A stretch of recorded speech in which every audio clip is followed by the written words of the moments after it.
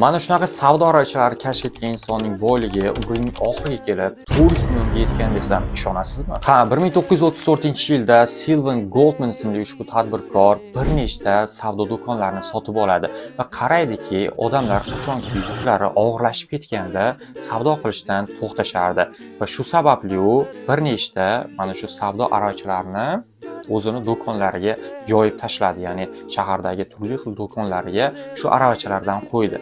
Boshida unga hech kim qiziqmadi, hech kim unga qaramadi ham va u keyin maxsus bir aktyorlar yo'llab, o'shandan foydalanadigan aktyorlar yo'llab, ulardan foydalanishni boshqalarga ko'rsatdi va boshqalar ham ularga qarab, ta'sirlanib, keyinchalik mana shu savdo aravachalaridan foydalanishga kirishdi va qaradiki, savdo gurkirab o'sishda boshladi va bu texnologiya butun dunyo bo'ylab keyinchalik tarqaldi va hozirda o'zimizda ham bor va shu sababli siz korzinka yoki boshqa shu kabi do'konlarga kirganingizda o'zingiz bilmagan holda ehtiyojingizdan ko'p narsalarni xarid qilib yuborasiz. Buni ortida albatta inson psixologiyasi turibdi. Va shu sababli Robert Cialdini ta'sir psixologiyasi nomli ushbu kitobda shu va shunga aloqador bir qancha usullar, ya'ni bir hodisa voqealar haqida yozib o'tilgan. Bugun biz o'shalardan 5 tasi haqida, ya'ni kitobdan olinadigan 5 ta xulosa haqida gaplashamiz. Birinchisi bu har qanday holatda birovdan yordam olish usuli. Ikkinchisi esa agar siz biznesmen yoki tadbirkor, sotuvchi bo'lsangiz, narsalarni oson sotish usuli. Uchinchisi esa nega ba'zi reklamalarda o'sha reklama qilinayotgan narsani narxi yozilmasdan uni o'rniga raqam yoki shunga o'xshash boshqa narsani yozilishining asl maqsadi. To'rtinchisi nega ba'zi ko'rsatuvlarda mana bunga o'xshagan shu kabi yoqimsiz tovushlarni biz eshitib turishimiz. Beshinchisi esa ko'plab davlatlarda, xususan O'zbekistonda ham qonuniy, ochiq, bemalol sotilayotgan, ammo ba'zi bir davlatlarda taqiqlangan kitob. To'g'risi buni o'zim ham juda ham yoqtirdim kitobning shu qismini. Xullas oxirigacha eshitsanglar, shu haqda bilib olasizlar. Demak, kitobdan olinadigan birinchi xulosa bu har qanday holatda yordam olish usuli dedik. Xullas hozirgi zamonda, ayniqsa shu chet elda odamlar gavjum yashaydigan joylarda, masalan, yo'lda siz ketayotib yiqilib tushsangiz yo bo'lmasa odamlardan yordam so'rasangiz, hech kim sizga qaramaydi, ya'ni e'tibor ham bermaydi. Bu narsa to'g'ri bizning O'zbekistonda o'zbekchiligimizga to'g'ri kelmaydi, ya'ni biror kishi yordam so'rasa unga yordam berish ehtimoli katta, ayniqsa qishloq joylarda, ammo shaharlarda bo'lib ham chet elda ishoning sizga hech kim e'tibor bermaydi. Aynan mana shunday holatda qanday qilib siz boshqalarning e'tiborini tortgan holda ularning yordamini olishni eng oson usulni Robert Cialdini ushbu kitobda yozib o'tilgan. Siz bilib qo'ysangiz hech nima qilmaydi. Yozuvchi aytadiki, bunga mos yana bir qancha researchlar, ya'ni tadqiqotlarni ham kitobda keltirib o'tadi. Agar siz jamoat joyida, omma oldida yiqilsangiz yo bo'lmasa bir kasalingiz tutib qolsa yo bo'lmasa biror joyingiz og'rib shunaqa holatga tushib qolsangiz, tabiiyki hech kim sizga qaramaydi ham, e'tibor ham bermaydi. Siz yordam so'raysizmi, yig'laysizmi, ishoning hech kim sizga e'tibor bermaydi chet elda. Agar shunaqa vaziyat bo'lganda, aytadiki, siz yo'lda ketayotgan bitta odamni shunday ushlang, ya'ni ko'zingiz bilan ushlangda, faqat o'shanga qarab turib, to'g'ridan-to'g'ri o'shandan yordam so'rang deydi. Shunda boshqa odamlardan emas, mendan so'rayapti yordam deb, uni miyasida ketayotgan, ha, boshqalarim eshityapti, kimdir yordam beradi degan narsa shunday chilparchin bo'ladi-da, to'g'risida oldiga kelib yordam beradi deydi. To'g'risi ham xuddi shunday. Ko'chada ko'pchilik ketayotgan payt, misol uchun bir kishi baqirsa, hayqirib yordam so'rasa, ko'pchilik o'ylaydiki, boshqa kishi yordam beradi, boshqa kishi yordam beradi deb, u inson esa yordamsiz qolib ketadi. Bunga bir qancha misollarni kitobda keltirib o'tgan. Kitobni o'qish orqali bilish mumkin. Shu sababli to'g'ridan-to'g'ri bitta odamni ushlagan holda o'shani to'g'ridan-to'g'ri chaqirib, siz uni tanishingiz shart emas, kim bo'lsa ham shuni chaqirsangiz, keyin o'shani sizga yordam berish ehtimoli yuqoriroq bo'ladi deydi. Bu kitobdan olinadigan birinchi xulosa edi. Keyingi kitobdan olinadigan ajoyib narsa bu narsalarni oson sotish usuli. Ayniqsa siz tadbirkor, biznesmen, sotuvchi bo'lsangiz, bu usul sizga juda ham qo'l keladi. Ya'ni bu usul nimadan iborat? Agar deydi, xaridor sizning do'koningizga keladigan bo'lsa, birinchi bo'lib unga narsalarni ko'rsatgan payt, masalan, mana o'zimizdan misol qilib aytaylik. Masalan, siz mato sotuvchisiz. Kelganda deydi, o'sha odamga birinchi bo'lib siz eng qimmat narsani ko'rsating deydi. U eng qimmat narsani ko'rgandan keyin dovdirab qoladi.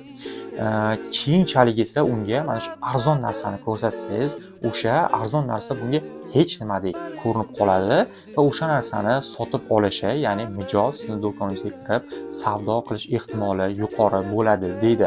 Agar oramizda sotuvchilar bo'ladigan bo'lsa, do'konlaringda bu usulni qo'llab ko'rishlaringni maslahat beraman.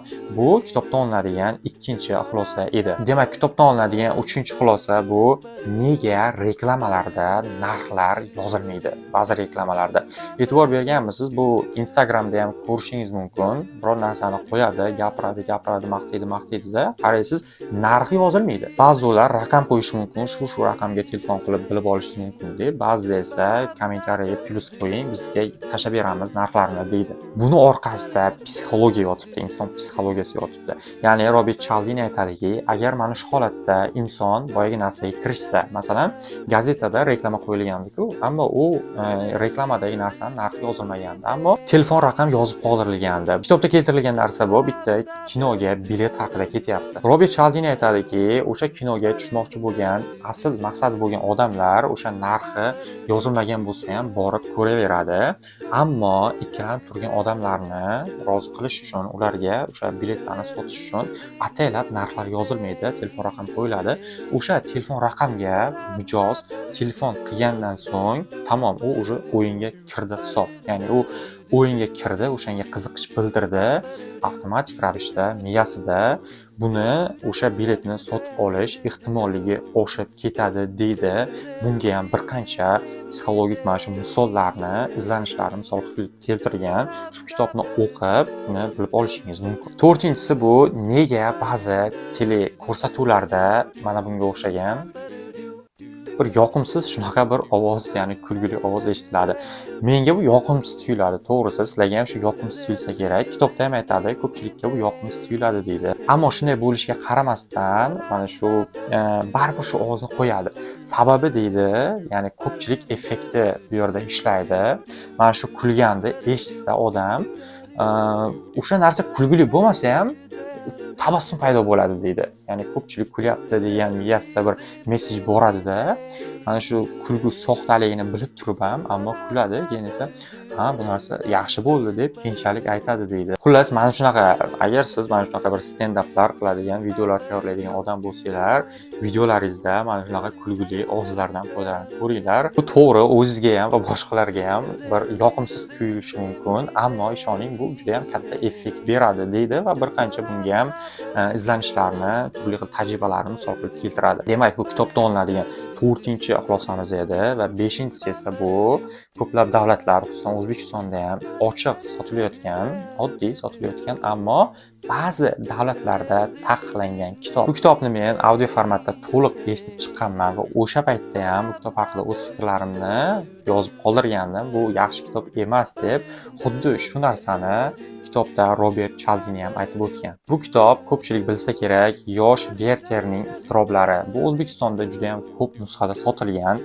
Bu xullas romantik kitob hisoblanadi. Ya'ni kitobning oxirida mana shu Werter, iztirobga tushgan Werter o'z sevgani uchun o'zini o'ldiradi. Ya'ni o'z joniga qasd qiladi. Ya'ni uni saqlab qolish yoki boshqa narsa qilish uchun emas, ya'ni o'z joniga qasd qiladi.